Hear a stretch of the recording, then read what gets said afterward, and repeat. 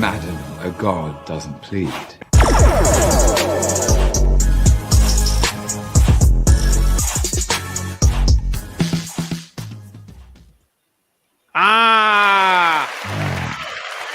back.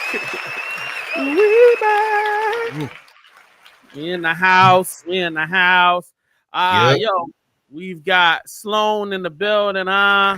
We got Jay Elise in the building. We got Fame. Yeah, we here, dog. She got her hair in a bun. Cinnamon buns. So, yeah, I mean, so y'all, we are back from an amazing Christmas holiday. I've got plenty of extra sleep.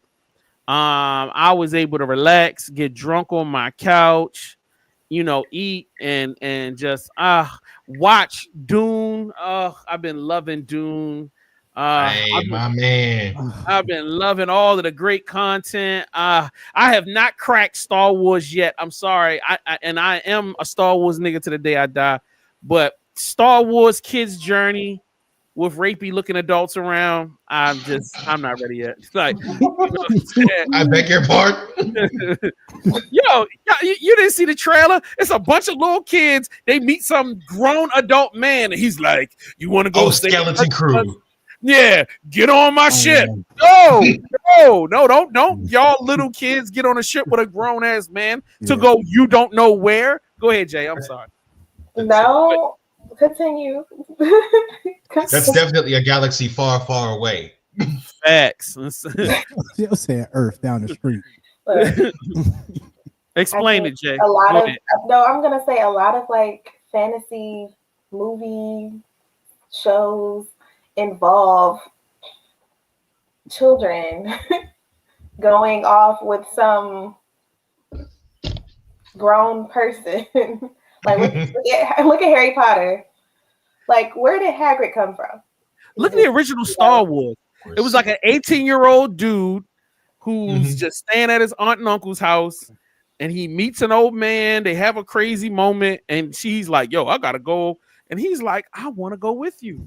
What? Not only that, but he was told, "Hey, stay away from that weird guy." He said, "You know what? I'm gonna go near that weird guy." And it's like you go near the weird guy, and your family ends up dead, and you don't go, "I think I should stay away from you." But you go, "No, I lost my parents within 24 hours of me hanging with you.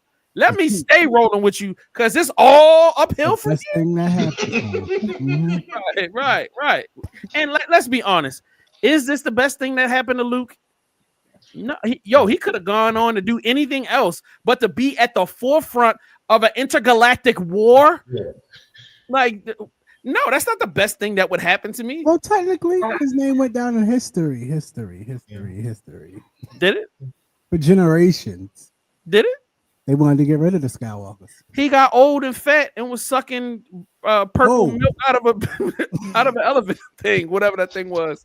Oh, so y'all haven't watched all of. See, I watched all of the movies. Right. I watched that things. Yeah, that's what it is. It's the way he puts things. I know this may be a little bit off topic, but if you've been liking the Star Wars movies, you should definitely play the game Old Republic, Star Wars: The Old Republic. It's an MMORPG set way before the current Star Wars canon. Honestly, if you play the dark side, it is what Acolyte tried to be and miserably failed to be. That's all I'll say. It's really good. I was really hoping that the Acolyte will be fire, and then Fang came in, saw half of one episode, and would never press play on any other. I watched the whole thing. I think it was great, but I understand. But before y'all kill me, I understand it sucks, but I still enjoyed it. I have low expectations. Y'all come in expecting to change the world in a TV show. Don't take me out. Don't take me out of the show. That's all. But Jay, have you watched any of these Star Wars, the Skeleton Crew, or the? Yes. Okay, is Skeleton good?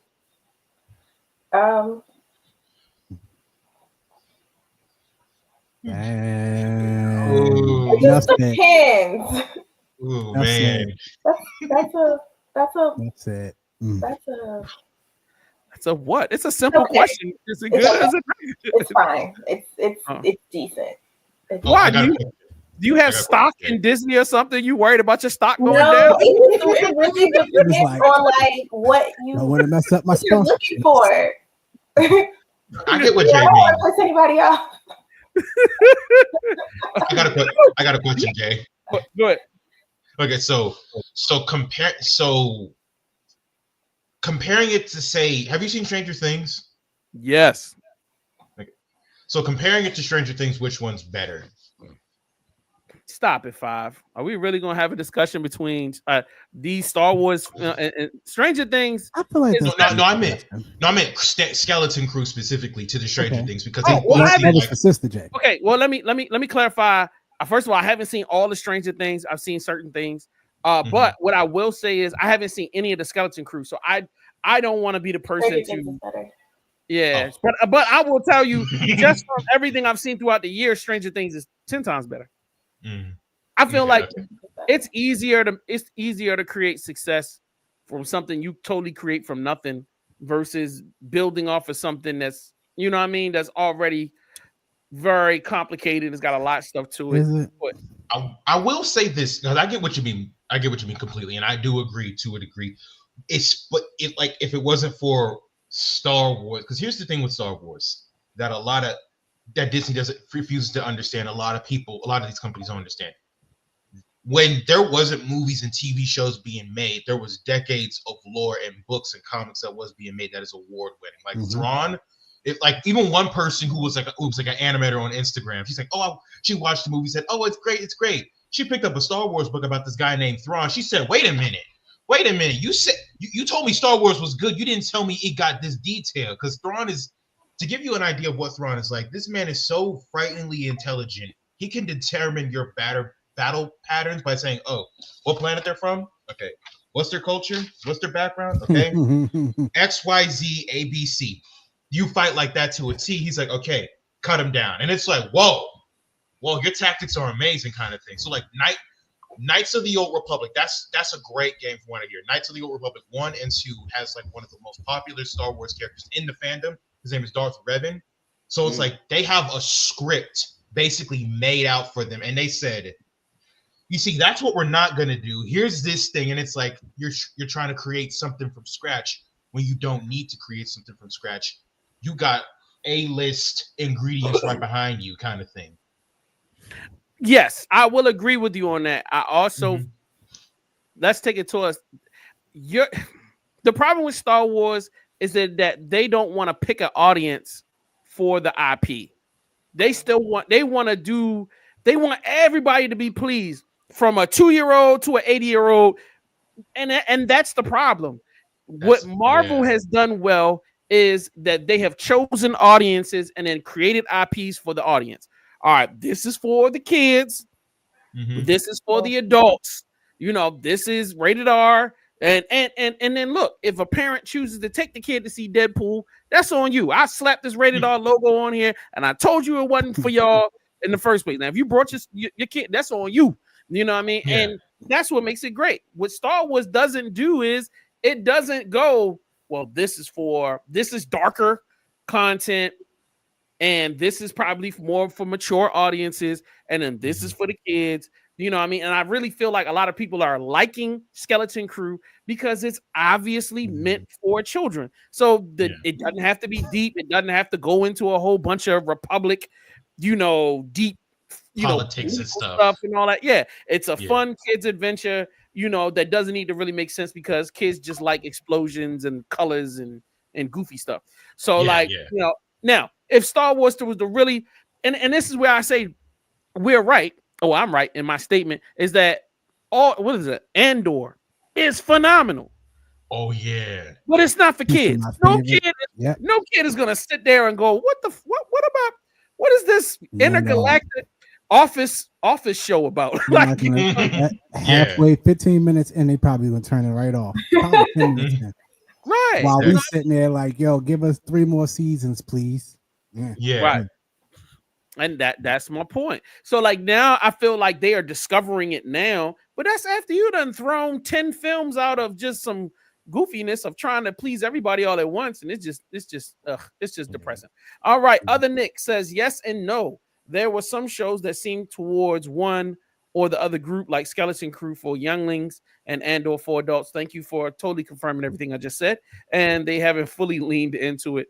Thank you for confirming everything. Thank you, other Nick. Anytime I need backup, I'll show you up. All right. Bald head up. Facts. Now that we have spent 10 minutes not running through our thing, I'm going to go to our historical moment. Black people having their own car manufacturers back in the day. Let's go. He was one of Henry Ford's biggest competitors, and no one knows him. In the early 20th century, following the growing popularity in automobiles, auto companies were popping up everywhere. On every corner, people were coming up auto companies, but only one was owned by a black family. Charles Rich Patterson was a slave from Virginia who escaped to Greenfield, Ohio around 1861. He got work as a blacksmith and carriage maker, and within 4 years started his own carriage making company where he developed high-end carriages. C.R. Patterson & Sons was an extremely successful company with an integrated staff of about 30 to 50 men, and they had a variety of buggies. Small, large, simple, flashy. They even had a few doctor clients down south that they made closed carriages for. The company's slogan was, "If it's a Patterson, it's a good one," and their sales validated that. When CR passed in 1908, his son, Frederick Douglass Patterson, took over. Within 7 years alone, cars had gone from one for every 65,000 people to one for every 800, in comparison to the carriage market,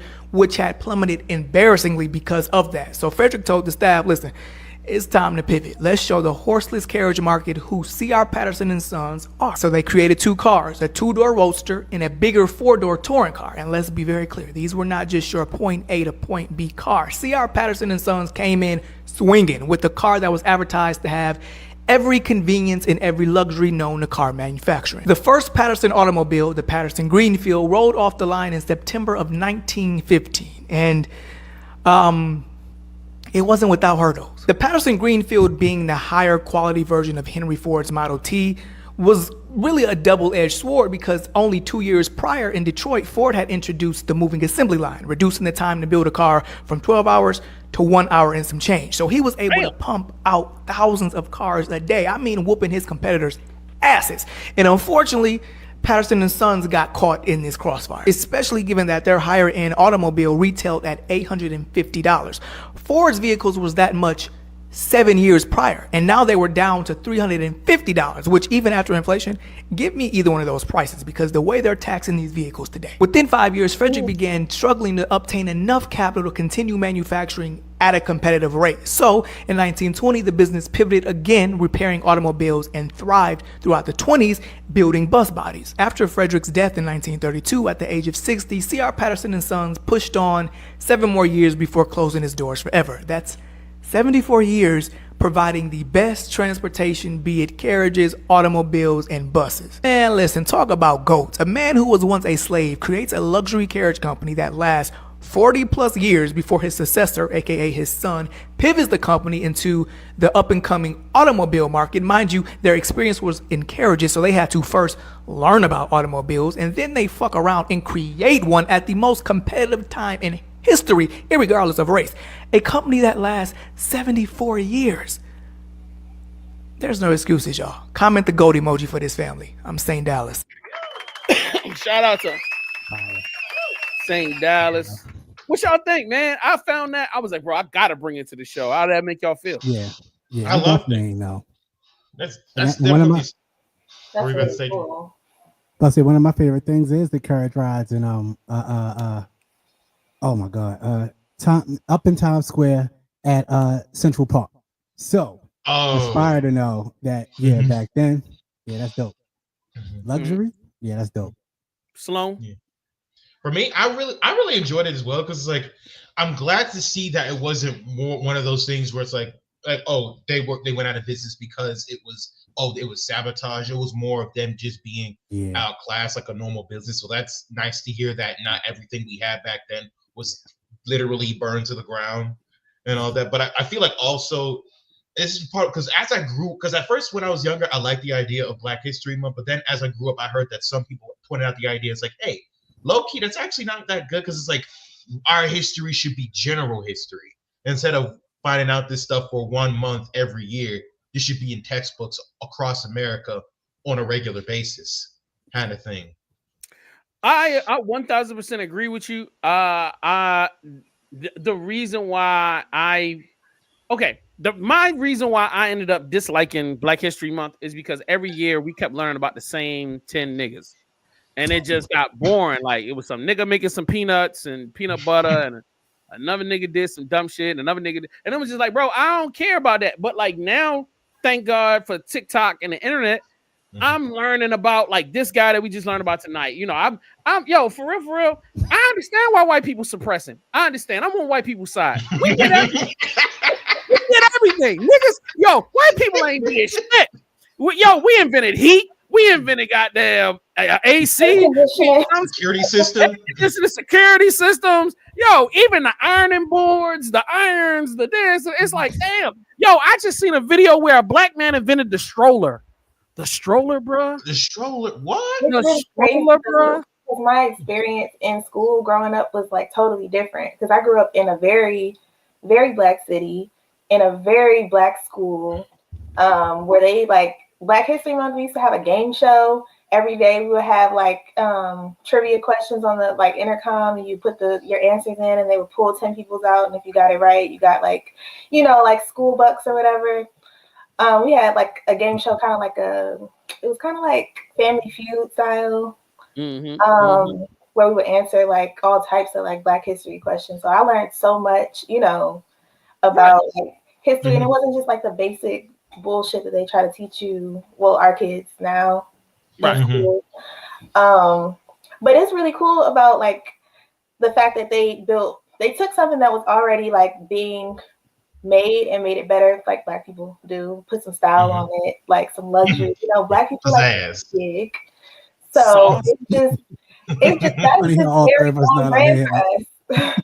You know what I mean? You know what I'm saying? Tell him, Jay. Tell him, like, you know what I mean? A little sauce and fire, you know what I mean? A little sprinkle. A little savoir faire, you know what I mean? Exactly. I gotta find out through the internet that, you know what I mean, Black people invented the light bulb first, and then old boy took the credit for it. Like, that's crazy. I remember my sister told me about that. Yeah, that was frustrating. Yeah, that was super wild. But anyway, I'm not going. Hey, shout out to Other Nick. He's white. We love you too, bro. Like, we're not trying to say that we don't like white people. We just saying. Hey, he's honorary black. He's honorary black. I ain't gonna say all that. I ain't saying that. You willy nilly with the black cards. Everybody can't get a black card. You can just be a friend. You ain't gotta be black. You know what I'm saying? I was talking. Yeah. So, we love you, Nick. Yeah, right. Yo. She just giving them up. We love you, bro. But nah, you good. All right, so let's get into the pressure.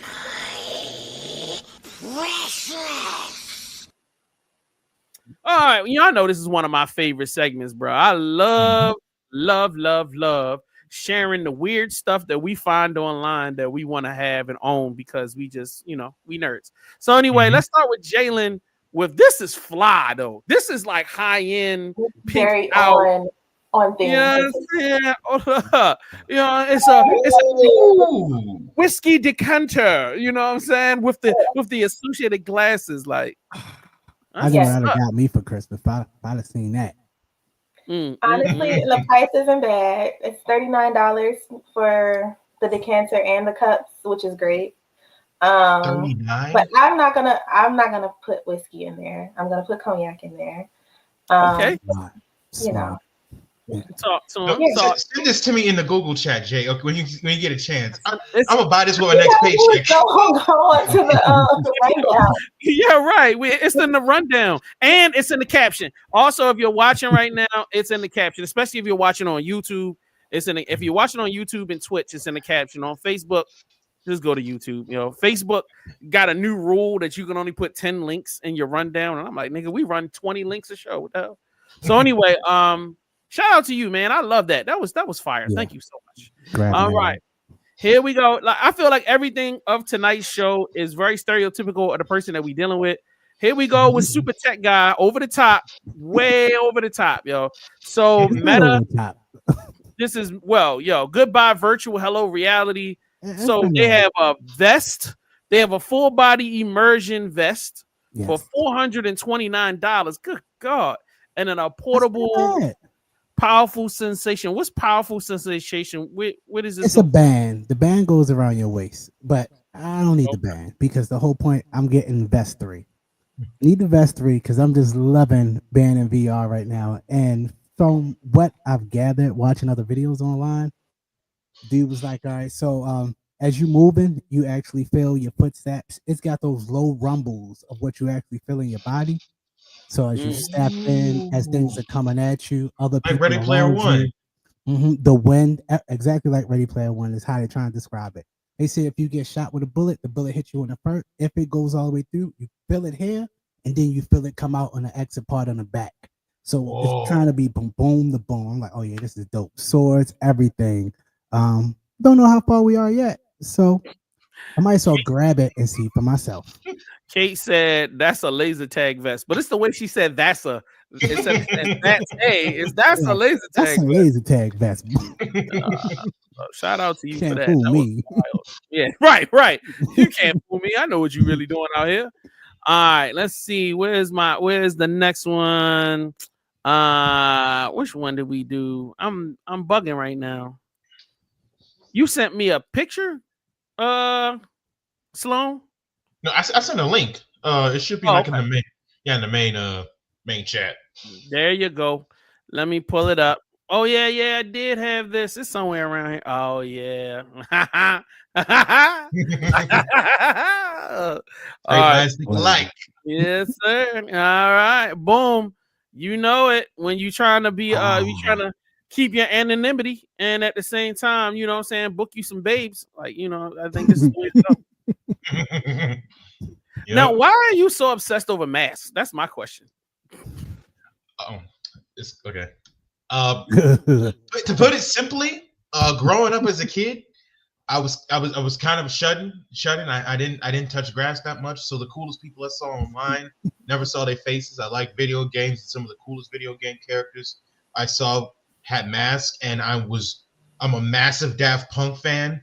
So me and my sister, our parents took us to see Tron Legacy when we were kids, and I've been that whole franchise has had a chokehold on me ever since. I like the Daft Punk guys, how they had helmets and masks and stuff. So ever since then, I've had an obsession with masks, like kabuki masks, voodoo masks, all of it. So I was like, literally on my wall, I'm like making a mask collection on my wall. I love it. Not bad. The only way to get service in a parking lot on a late night. Perfect. But no, I think, and the fact that it has so many different settings, and like it's like a mask that can make other masks type of vibe. Like, I love that. Yeah, that's hard, and it's not crazy expensive. $69. That's not bad for something of that. Nah, I bet you on that. Shout out. Why are we laughing? What's going on? All right, Kate. Mask that can make a mask. Yeah, I mean that's what I'm thinking. All right, last but certainly not least, this is Fat Boy Nerd. So, Game of Thrones, House of Targaryen. You know, of course, you know we out here with the cutting knives, man. I'm cooking, I'm preparing, and I need to represent my crew. You know what I'm saying? I just need to have. I need to have. Look at that. Look at that. Come on, yo. Come on, Jay. You got to be with me on this. I love this. You know. Actually, what's the price on that? Ooh, we don't want to look at the price. We don't want to look at the price. $169, dear. And that's just for one? Yeah, that's just for the one knife. And then they have each family's different. Ooh, that looks so fly. That's cool. And then House of Stark. You said what? What families do they have? All of them. They got all of the houses. Oh. So they got the Lannister, Targaryen, and then Stark. And then they have one with all of the major houses and the lesser houses together. Oh, so cool. Like if you just wanted to have knives for dinner knives. Yeah. And how much is that? You don't want to know. You keep asking. Okay, I can justify buying this set. It's $349, dear. Like it is. It's cheaper than my vest. I mean, if y'all want to put it together and get me the one knife for my birthday, I appreciate that. That'll be great. Look, ain't nobody passed Remy's yet. Remy's chair. How much was Remy's chair? It was like Scorpion chair. $6 grand or something like that. I'm like, bro. Whoa. $6,000 for a chair? Yeah, she went crazy with it. Like it's insane. It had the TVs built in it, and okay, that explains it. It's one of those. I saw that chair in Iron Man Armored Adventures when I was a kid. I didn't know it was real until I didn't know it was real. Yeah, All right, so he said it has TVs and shit. Really? Super descriptive, my guy. Thank you, appreciate you. Like I wouldn't have been able to describe it without you. Poetry. Exactly. All right. So look, since our girl, since Remi isn't here and AB isn't here, we're gonna throw Jay Elisa's joint up on here and let her get going. Riddle me this, Batman. All right, go ahead, ma'am. Okay. So I am not. What am I? All right, repeat it one more time because your audio faded out a little bit. Okay. Forward, I am heavy. Backward, I am not. What am I? Forward, I am heavy. Backward, I am not. The dumb girl is pregnant. Wait, what? All right, never mind. All I heard was pregnant. All right, give me a second. I think. Forward, I am heavy. Backward, I am not. All right, so is that huh? It's not hardships, Nick. Is it a footstep or I don't know? Is it a forward? I am heavy. Backward. All right, go ahead, Sloan. Mental health. Not quite. Oh, not quite. Okay, no, I should just say no. That's not it at all. It was like, what does that have to do with it? I'm like, oh, I'm close. And he said, no. Totally, my bad. That's what I tell my students. All right. So you Sloan. I mean, it's not Sloan. Go ahead, Jay. You're going to have to give us the answer because we stupid. The answer is ton. Ton. Ton. I was thinking time, but I was. Oh, yo, come on. I was thinking it from a physics perspective. Forward, I am heavy. Backward, I am not. NOT. Yes. Oh, so it's easy to think about the past and go into the past, but it's hard to think about the future. Oh, I see. No, she said ton. T-O-N, the word ton. Oh, she said time. Not time. Ton. T-O-N. Ton. I thought she said time. When you turn ton backwards, it's not. So then it's. You wasn't supposed to say nah. We was all supposed to just go, okay, and then move on. That was the classic moment, and then we could have clipped it. Now you messed the clip up. Okay. My bad. I apologize. I ain't gonna put my man Sloan out there like that. I was gonna clip that. Oh, I saw it in your eyes. You was ready. Like, yes. Like, keep going. Yeah. You think he's so smart? We got you now. Like, you wake up Monday morning, the clip is all over the internet. Nah, we ain't gonna do that. All right. All right. We're gonna go to one commercial and then we're gonna come right back. Fame, you're gonna do yours, and then I'll go to the news. And then, let's make it crack. Let's go. From those dusty VVC archives to the big time, I'm officially out. Bad Action Movie Brandon is available to stream on patreon.com/VVC Life right now. Join now and experience the action every week. 12 episodes of greatness for you to enjoy. Patreon.com/VVC Life. Let's party. All right, time to get to my guy's segment. If I could find his button. Oh, yeah, let's go. It's called Let's Talk. Is that it? Am I tripping?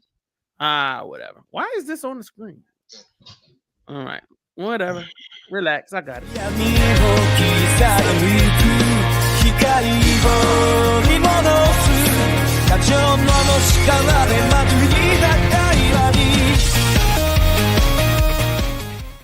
This is BMP's Anime Fix, and this week it's Dandadan. Dandadan is a fast-paced, wild anime blending supernatural, sci-fi, and comedy. It follows Momo Ayaso, a high school girl who believes in ghosts but not aliens, and Ken Takakaru, a nerd obsessed with UFOs but skeptical of the paranormal. After a bet to prove each other wrong, they encounter aliens and spirits in hilarious and dangerous ways. Momo encounters a group of perverted aliens, while Ken gets possessed by the mischievous Turbo Granny. Their worlds collide as they team up to survive absurd battles of spirits, extraterrestrials, and bizarre entities. This series is packed with action, humor, and a growing friendship between the two protagonists. Season 2 is greenlit for July 2025. Check it out now on Netflix and Crunchyroll.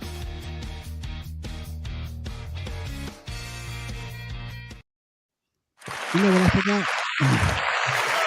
The end of the video? Well, no. I wanted it to ride out like that into the title. That was perfect. Sometimes you just gotta let it soak and just sit in there. You gotta let that thing just coast. Anyway, I forgot the banner for this week's. Let's talk. So, anyway, this week I posted up on Instagram and on our Reddit. It is what anime has some of your favorite villains. Yeah, I forgot the banner for it. Did everything else but that. So you want to say something, buddy? I was going to say, well, the limited amount of animes I've interacted with, my favorite evil characters were out of Ninja Scroll, because there's the one scene with a dude, he just getting it on with a chick, and then like the assistant comes in and tells him some stuff, and he doesn't stop having fun. He just like, they giving him news about the impending something happening, and he is just still waxing poetic.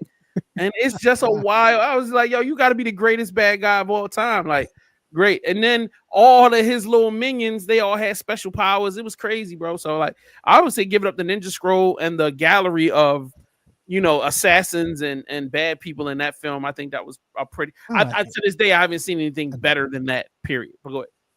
With the limited amount of knowledge that you got, I'll accept that. That's classic. It's not like a normal Friday night, but I like it. Wow. Okay. Okay. This is a tough one. Because I really like Yu Yu Hakusho, and it was after the Dark Tournament arc. I forgot his name. You know who I'm talking about? The guy who wanted to wipe out humanity. Him, right? You remember him? Fame. Do you remember him? No. Okay. Did any of y'all see the show? Yes. Yu Yu Hakusho is one of the classics. Absolutely. So sorry you haven't got to see it, Jay, or read it. Yeah. I've seen a few of them. I'm trying to pull it up while you talk about it. But what I mean, all right. So so who's the bad? So there's only one bad guy, or is it like a whole legion of bad guys? Oh, I'll explain. Okay. Here's my time. Okay. So Yu Yu Hakusho basically takes place back in the best time period in the history of the Earth, the 90s. It takes place in 90s Japan, where a boy named Yusuke Urameshi ran over by a car. He died. Wow. And went through a bunch of shenanigans to get brought back to life. But he was brought back as a paranormal investigator kind of thing. And so basically he goes around, fights monsters and apparitions and stuff, but as time goes on, the stuff ramps up. Like one day he had to go find some other lady who's well versed in like supernatural powers and like defeat some guy.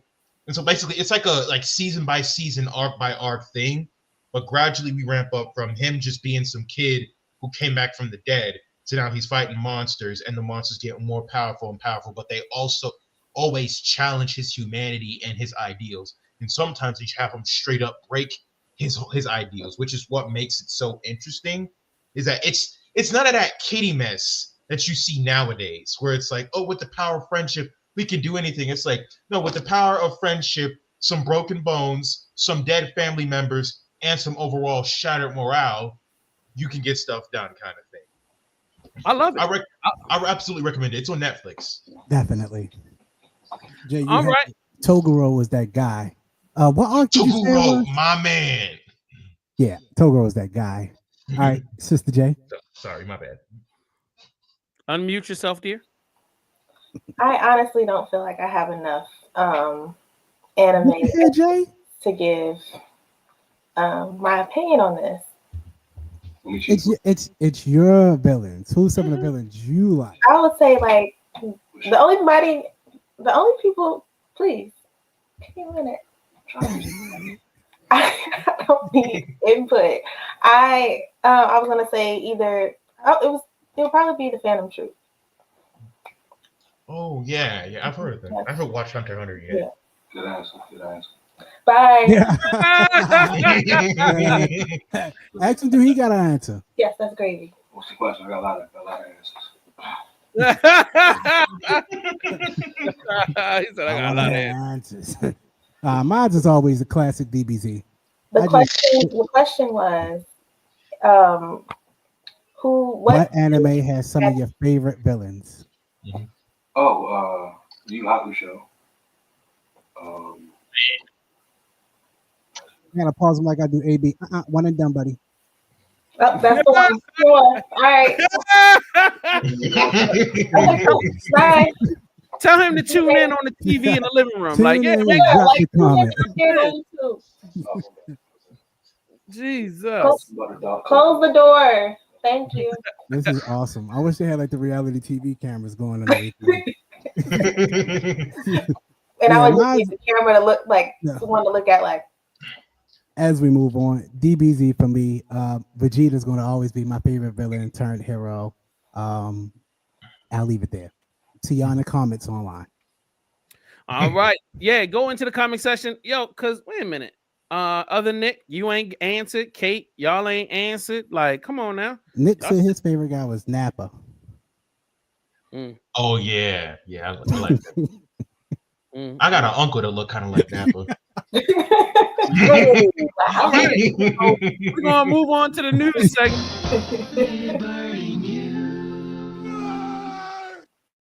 Come on, Vegeta and Nappa. It was perfect. All right.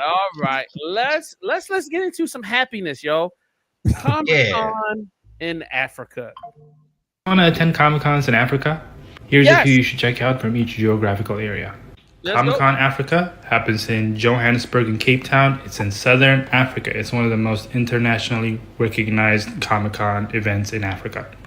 In West Africa, in Nigeria, we have Lagos Comic-Con. There's multiple Comic-Cons that happen in Nigeria, but I believe Lagos has been around for quite a while, and you might find that one enjoyable. In East Africa, we got Nairobi Comic-Con in Kenya, and in the north, we got EG-Con from Egypt. This is certainly not an exhaustive list. There's a lot happening in different countries, but I think these are great intros into the African Comic-Con scene. Interesting. Let me tell you something. My old black butt about to go to every one of those cons in every one of those countries because I just want to see what the differences are.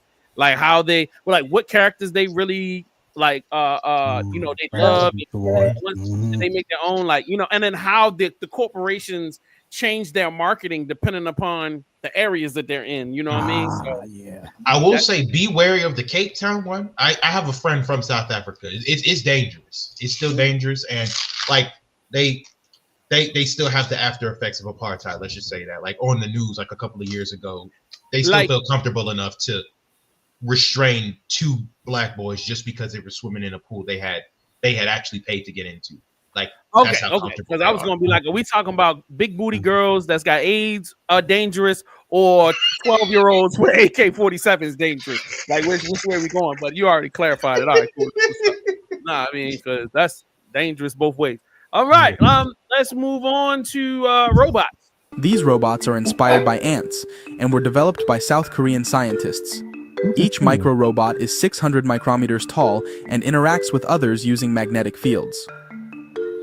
The micro-robot swarm was able to unclog tubes that resembled blocked blood vessels.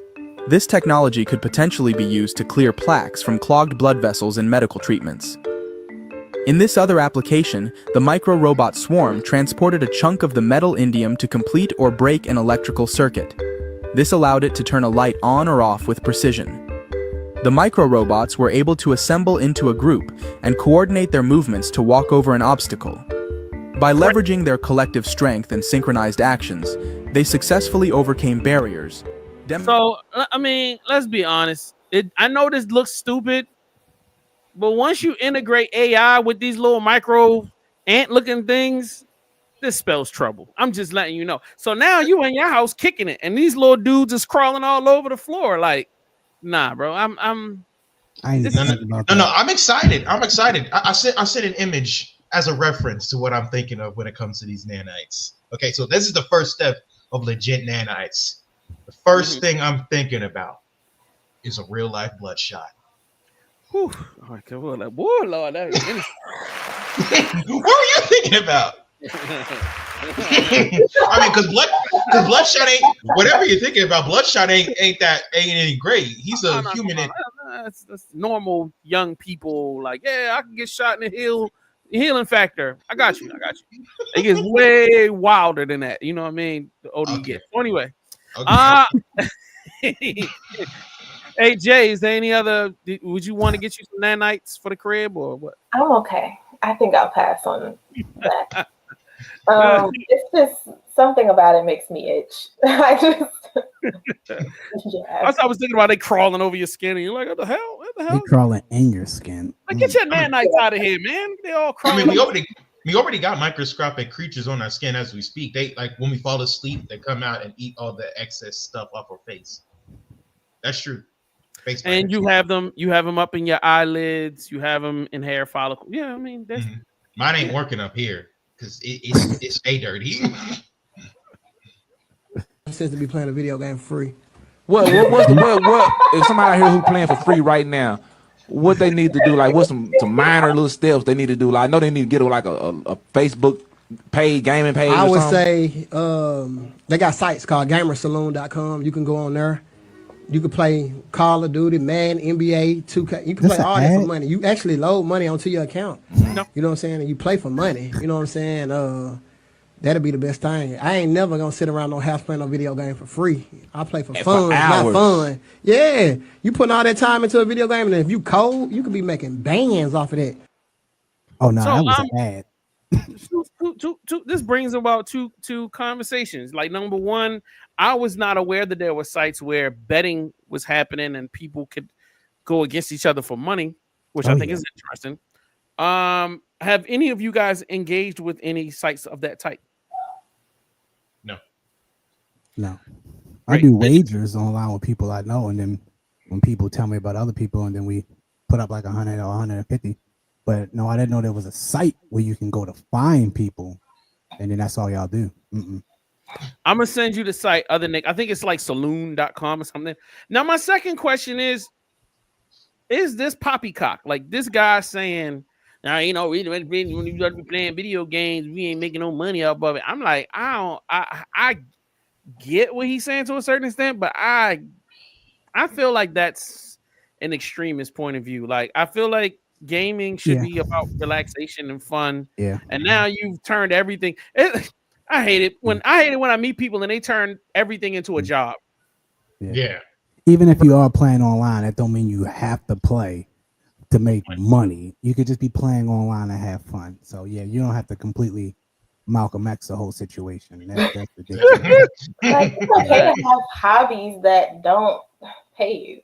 Like it's okay to have like just hobbies that you like to do for fun. That is okay if you want to come home from work and decompress by playing games. Like what you mean? You ain't making money? And if you broke and you need some money, I mean, fuck it. Like, you have a talent, you have skill, you know, go for it. But it's crazy. This is straight crazy. All right. Do y'all want to go to the sinister history of Monopoly, or do we want to do fun excursions out in the middle of nowhere? I'm all for sinister. Sinister. Y'all don't want no happiness. Two properties you confront, Baltic and Mediterranean, which was the segregated black part of town. And perhaps it's not surprising. Those are the cheapest properties on the board. Go to the light blue properties, Oriental Avenue, for instance. was an area of relatively modest rooming houses. Many of them were places patronized by lower middle class Jews. But then as you turn the board and you get to the yellow properties and the green properties, those were always more established, more residential, wealthier parts of town. And then the highest end in Atlantic City is the boardwalk. Here's where first and second generation immigrants came to show off they'd made it in America by having a black man push them down the boardwalk. Bro, you ain't need to say that. Kind of illusion that segregation was a Southern phenomenon. But Atlantic City is really a reflection of the larger nation. And Park Place and the boardwalk are perfect examples of it. The changes that the Atlantic City Quaker community make to the board, they're also creating inadvertently this snapshot of race and class in one of America's most popular vacation destinations in the 1920s. So the two things that, I mean, all of the other stuff, we all kind of knew. Wait. How much longer is that video? It's based off a documentary. And it's super fat, like completely. They ain't joking around. This ain't a little bit over dramatized. It's what part do you feel like is over dramatized or made fun of? Every single piece of it, bro. That's what I'm asking you.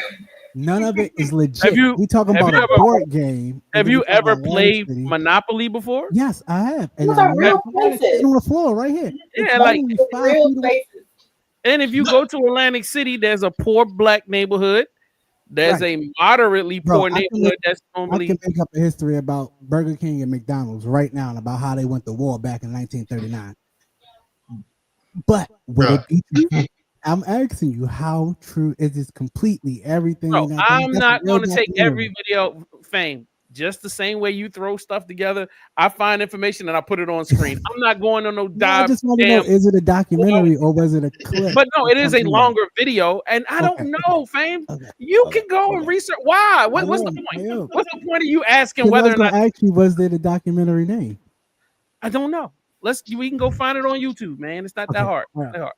Now, my thing was, I thought it was number one, amazing that Monopoly was created by Quakers. Wow. Then the fact that the Monopoly board is based off of Atlantic City, I thought those were the two wow moments to me. The rest of the stuff, I mean, if you read a lot of history, especially history based around culture in America, the way those neighborhoods are split up is how every neighborhood in Northern America is split up. You've got the Jews have their own neighborhood. The black and brown people black people have their neighborhood. Brown people, meaning Latinos and Asian people, are kind of in a neighborhood. And then you have your wealthy white people. You got your poor white people. You have your middle class white people, and you got your rich white people. That's how neighborhoods all across the northern part of America are split up, and a lot of places in the South. So I didn't think any of that was amazing. I mean, the concept of having a boardwalk where white people will have all these carts, that's normal, nigga. That's North Avenue in Baltimore, nigga. That's downtown Pratt Street in Baltimore. Like, that's, Manhattan in New York. Like, they always got a main drag where, rich people come and hang out and socialize and show off their stuff. So, like, I thought that was pretty amazing. Anything that anybody want to throw in? Well, who are some in the top next to them? Because wouldn't it be Hasbro make board games? Or is it Hasbro makes board games, but they almost makes Clue? That's a good question. Look it up while we run into the next VR video. Hasbro. All right. That's how he be on the movie. Okay. Oh. So apparently this is the new VR game where you can be Wolverine, and then I guess this is kind of like a demo mode or something. Let me see. And this is a black guy. He does videos. Shout out to him. I ain't one of these sissified ass rabbit picking the dog, dirty ass suckers, fuck niggas, okay? Okay. We got on the laser tag vest too. Facts. So, anybody's interested in playing this game? Is this what y'all want to add to your? I'm surprised you sat through that much gore. I'm good. I don't do that. Honestly, by me never playing anything on any type of VR headset, everything on MetaQuest looks intriguing and something that I would try to do at least once. Mm-hmm.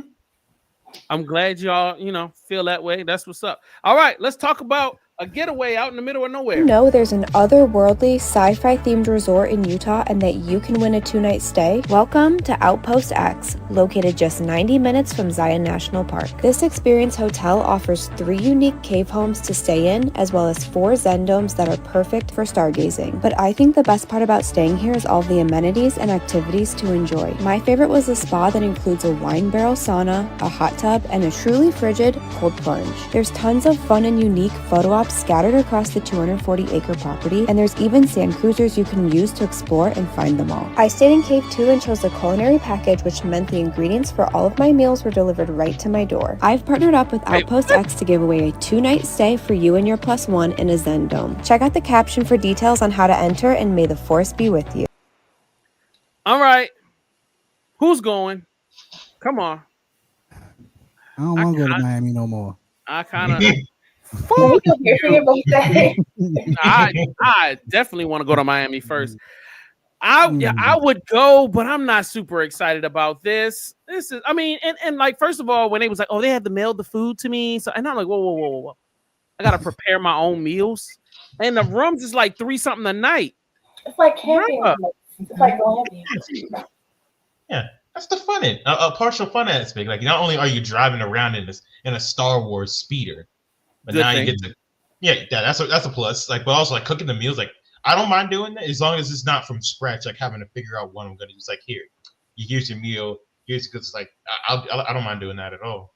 And I'm sure they give you instructions for the food. Mm-hmm. I don't need instructions for my food. I know how to hobble together a meal. I'm good on that. First of all, y'all didn't listen to the part of this. 2 hours away from Vegas, so you're going 2 hours away from the fun. It don't look like there's nothing else around here. There's no restaurants. There's no it seems like the place where you bring some ayahuasca and an earthy girl, and y'all is just trying to like this about to be. I like earthy. That's not somewhere you go with a group of friends. That is somewhere you go with your partner. You know what? I'm gonna use that site, and I'm gonna have that. That's my honeymoon spot. There you go. Whoever's retarded enough to marry me, that's where I'm gonna take. Man, I'm gonna get y'all some shrooms. Y'all can take the shrooms when y'all get married. That'll be great. I completely disagree. I could go there by myself, with friends, with a lover, with a hooker. I could just go there and have fun at all times. That's a getaway. What, you wouldn't want to race and support? You wouldn't want to sleep? But that's 2 hours. What I'm gonna do for the rest of the 24 hours. Like, the only thing I want to do is drive the little speeder. The naps that you get. The what? The naps? The cool bath, the chilled baths, the sauna, stargazing. Yeah, like right there. It's too expensive for naps. I'm just saying, like, now if I'm rich, then it don't matter. But that's an expensive nap. Like I gotta pay a lot of money and then travel far. Cause look, we gotta take a plane into Vegas and then a 2-hour drive. I'm getting there. I'm reading. I'm drinking tea. I'm having a ball already just doing those 2 things. So hey, not only that, but if I'm the only person there, I can be as loud as I want. Personally, I enjoy it. I'm come from a loud family, so I personally enjoy externalizing high vocal sound. So just get out there and realize I'm alone, enjoy it, and then just release a scream that just like that, and no repercussions, nobody worrying if you getting murdered, if you doing the murdering, nothing like that. Plus, PlayStation. Love it.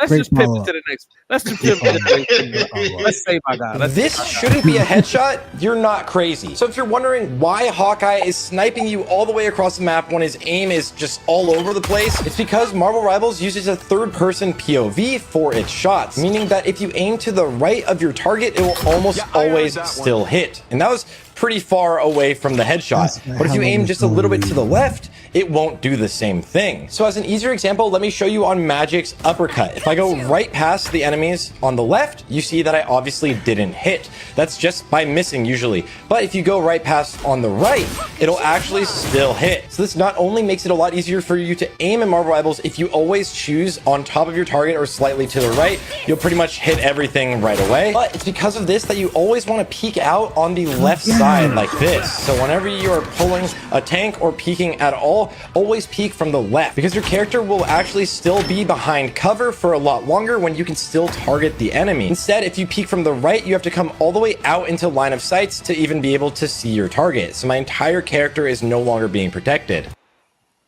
Hey man, I just want to throw that in there for y'all gamers out there. I'm mad at that. Test that out. Yeah, I gotta test that out. I'm mad at that, bro. Like that was crazy when I saw that. Hey, Remi's Remi's online. Oh, you see what Remi doing? Damn, Remi's you see what Remi doing?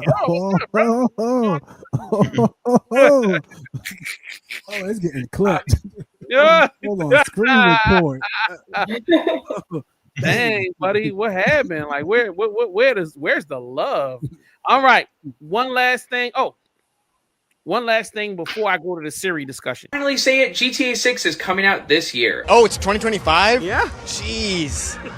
That's nuts. Here's a question. If GTA 5 made $1 billion in its first 3 days of release, how fast do you think GTA 6 will hit that? According to a report by the Financial Times, GTA 6 will make more than $1 billion before it even comes out due to pre-orders. They're also projecting GTA 6 will reach $3.2 billion in sales in its first year. To put that in perspective, GTA 5 made just less than $2 billion its first year, but it is currently estimated to have made over $8 billion as of today. That's a lot of money, but GTA 6 is also one of the most expensive games ever made, with an estimated cost from the high hundreds of millions to as much as $2 billion.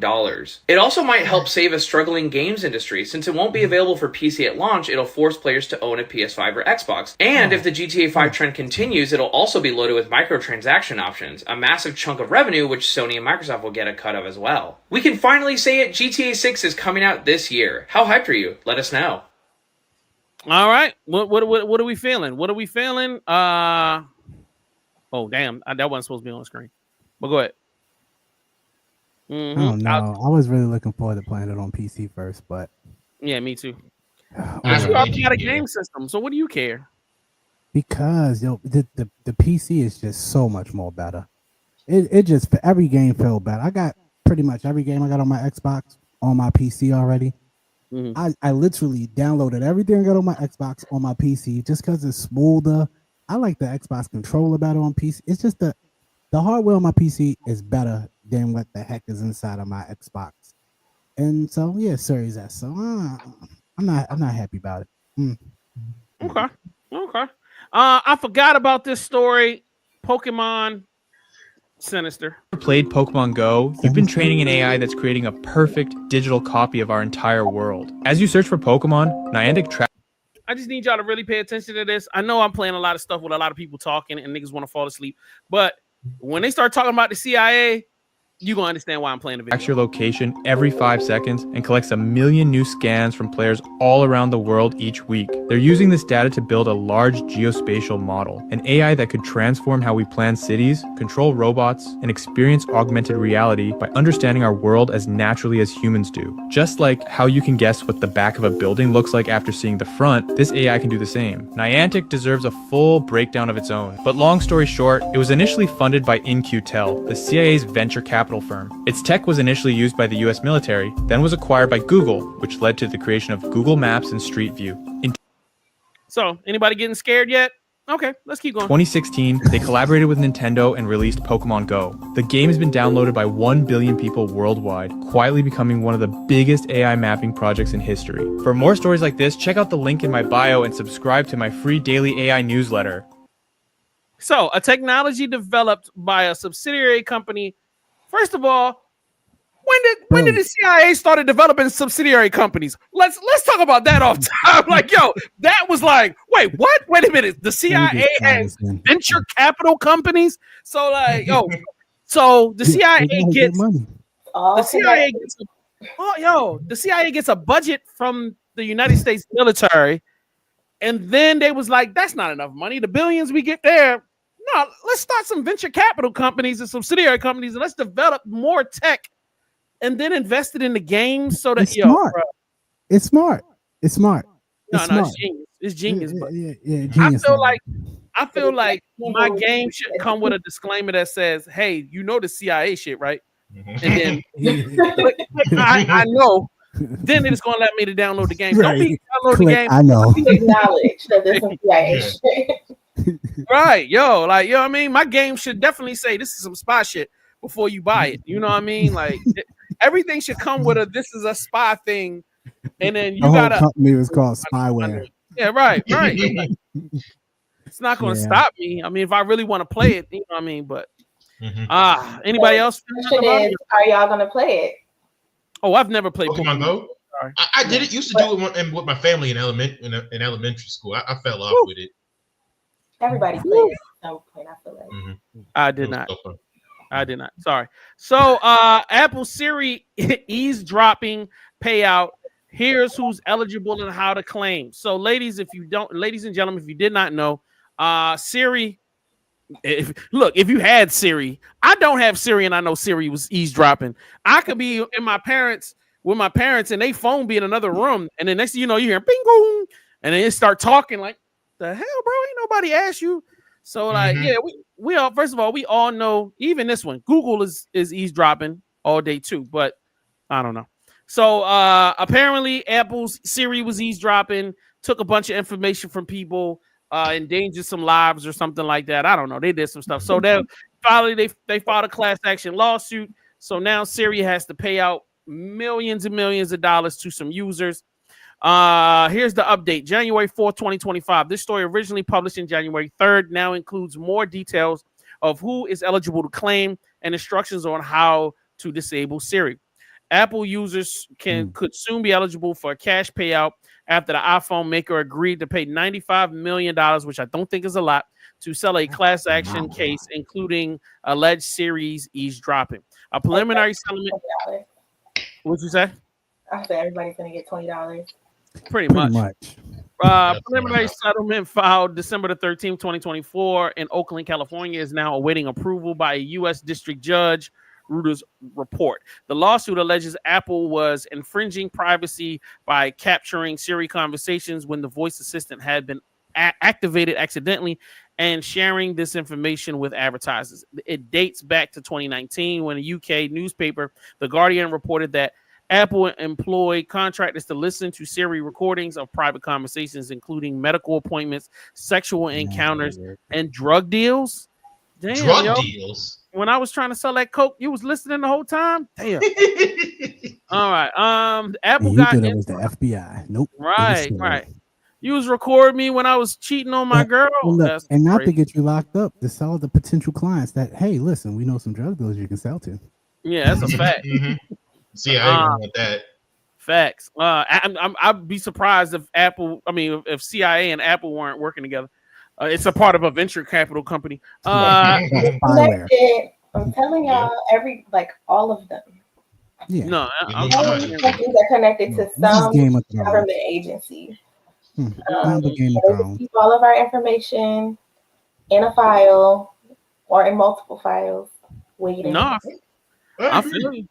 All right. Apple got in the hot water at the time because although the iPhone maker did say recording from Siri could be listened to, it did not explicitly state that there was human oversight of the voice assistant. Yeah, you didn't say that.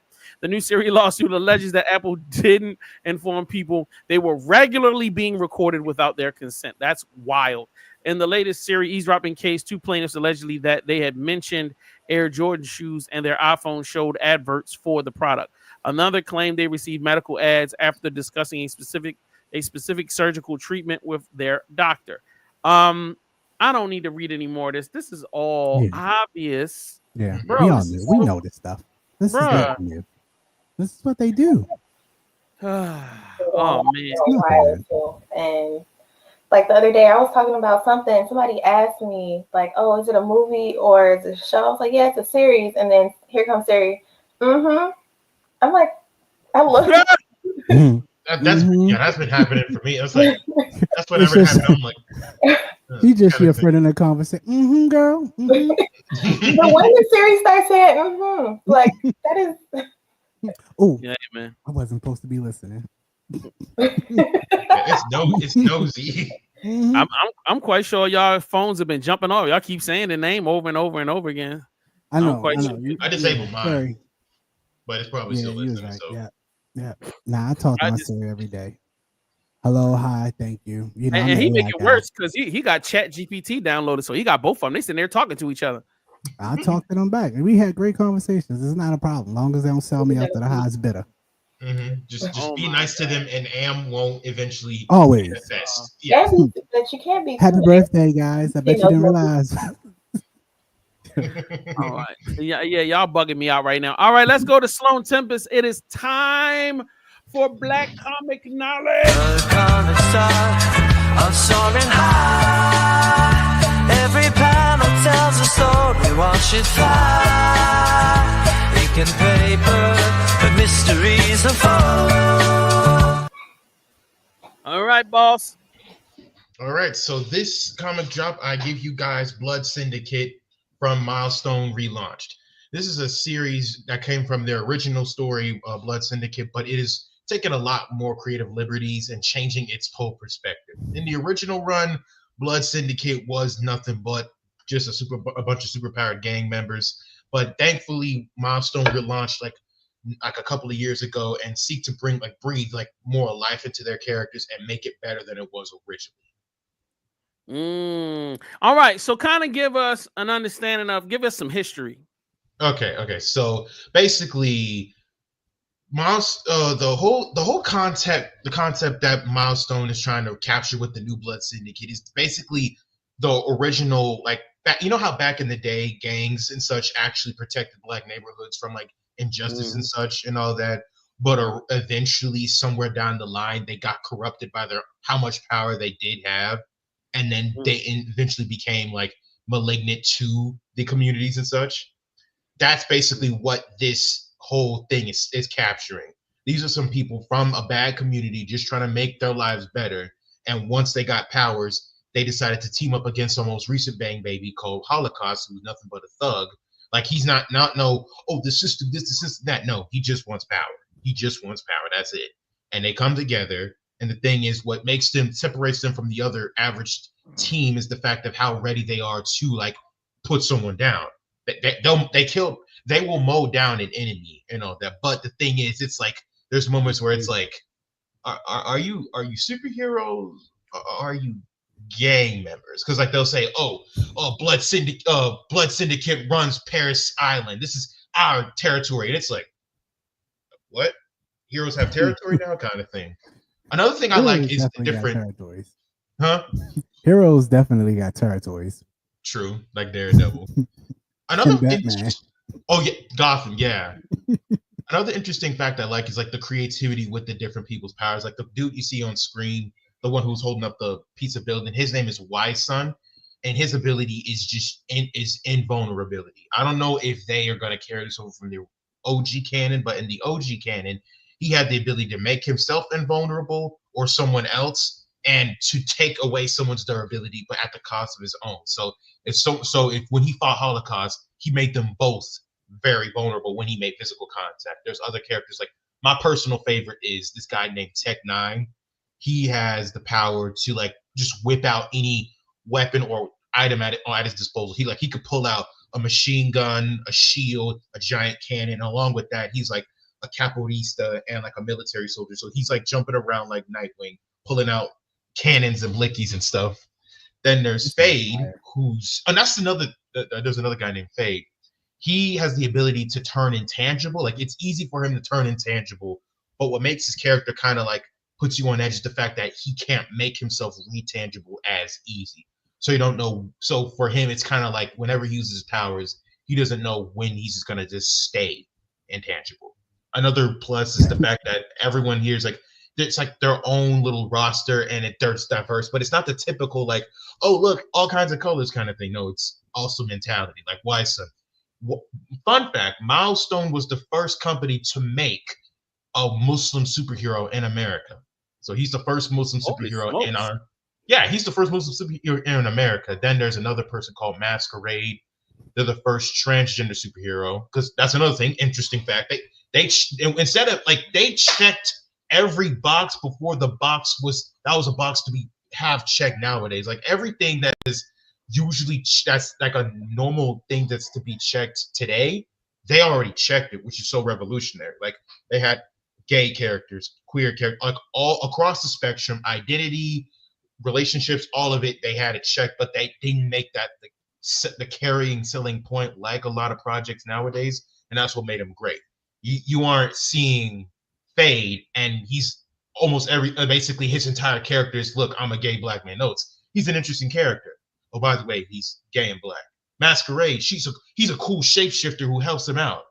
Oh yeah, by the way, they're a transgender kind of thing, and that's what makes Milestone so great, and that's why a Milestone returning is such a good thing for the black community. So I didn't even know Milestone was coming back. When did they rejuvenate that whole division? When was the BLM marches with George Floyd? What year was that? Yeah, 2019, 2020. It was around that time period. They revitalized around that point. And like, the reason why I use that as a gauge is because that Static's new origin is based around like some of the Black Lives Matter. So that was in 2015, 2016, around that area. No. It was way later than that. It was like around the George Floyd time. It was like almost. I think it was during the pandemic. Yeah, it was during the pandemic. Yeah. Okay. So like their entire universe has rejuvenated. Like the Shadow Cabinet just got a comic book at the end of last year. Nazi from the old cartoon from the 90s, Spider-Man, Static cartoon. Mm-hmm. Yeah. No, Nazi. Yeah. Oh, no, that's Bloodshot. That's the thing I said a while ago about the nanites. My bad. All right. But yes. Make that in there. Okay, so a Nazi, he's now an official Milestone character. But yeah, everything they just, because like one thing I found out is that OG comic books had a lot of like flaws, so to speak. Like comic book Static back then and old Milestone would be liked by a lot of modern Fade 8 fans.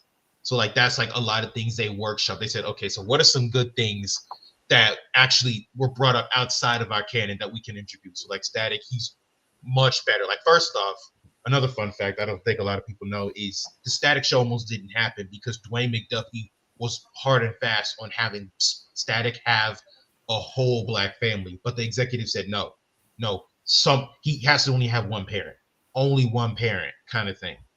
Yeah, they did that. And so with the new comic book, he has a whole family. He's got a mom, a dad, a sister, and a community that backs him up and all that. Top of his class, he's just all of that. It's a really beautiful story, and the art is absolutely amazing. Word, it's crazy. It's like the racism that we have to endure. Like, all right, so my cartoon or super duper characters can't have family. Well, we want to give my mom and a dad. No, you can't have. We will pull the plug if there's a whole family. Like, what the fuck? Why are we even having this discussion? Why this doesn't even? Wow, really wild. Thank you so much, sir. Thank you. We are at an hour and 13 minutes. We right there in that sweet spot before y'all start deciding that y'all hate us. So look, we appreciate everybody for tuning in. We back, people. This is episode 98. Next week we have episode 99 jumping off. Y'all gonna be ready because this is Fame's first week engineering, huh? Yeah, next week he'll be engineering and running the show.